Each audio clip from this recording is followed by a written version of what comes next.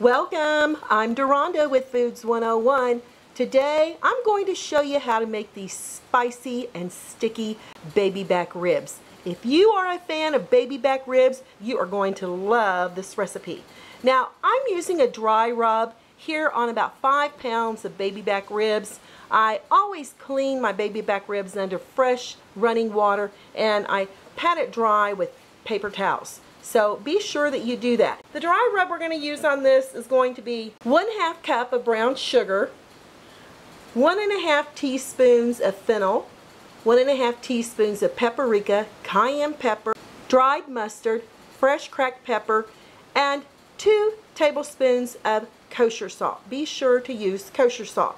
We're going to add the brown sugar right into our spices, and using a fork or even your fingers, you can mash it up and combine your ingredients well together before you add it on to your ribs. And I'll work on that a little bit more here in a bit. Next, be sure before you add your dry rub, you got a membrane here on the back of your ribs. And what you're going to do, I've kind of started it here for you, you're just going to peel this all the way off. Alright? Just like that. Let's see if we can get it all off there. Alrighty, there you go. We got it. And next I'm going to remove my paper towels from underneath the ribs there, as you can see. And I've lined a large baking sheet with sides with tin foil because we're going to bake these baby back ribs and you're not going to have such a big mess to clean up.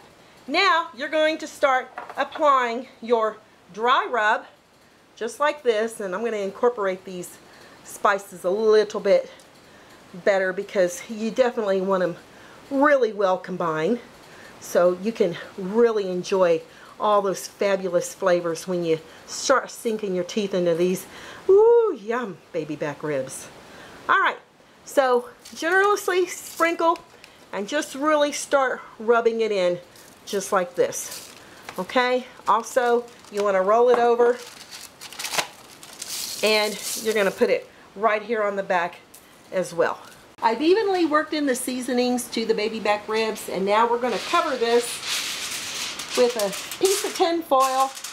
Make sure you secure it very well around the edges, just like this. And then this goes in the refrigerator overnight, and now I'll show you how to make the barbecue sauce. For the barbecue sauce, you're going to need 1 small onion minced, 3 cloves of garlic minced, with a tablespoon of butter because we're going to saute these 3 ingredients together. You're going to need 1/2 cup of beef broth, 1/2 cup of apple cider vinegar, 1/2 cup of ketchup, 2 tablespoons of Worcestershire sauce, 2 tablespoons of hot sauce, your choice, 1 tablespoon of unsulfured molasses, and 1 teaspoon of thyme. So this is just a dry thyme. So come on over here and I'll show you how we're going to saute the onions and garlic with the butter. And I've been sauteing my onions and my garlic and butter on medium-low heat for the last 5 minutes. And to this we're going to add that ketchup, the beef broth, the vinegar. Woo! Be careful when you pour that in. It can definitely make your eyes water. There's the thyme, Worcestershire sauce, hot sauce, yum, and the molasses. Okay, we're going to bring this up to a small boil. Then you're going to turn it down on simmer and let it simmer covered for the next 30 minutes, stirring about every 10 minutes. I've just completed my barbecue sauce and I'm going to store it here in a mason jar, and I'm going to let it sit with my baby back ribs. So I'll see you tomorrow. I've just taken my ribs out of the refrigerator. I've had them in there overnight, and now we're going to check to see if we have any water in the bottom of our baking sheet, and we definitely have a little water in here, as you can see right here on the end. Now you can pour this off. Over here in the back, there's no water, just right up here in this area.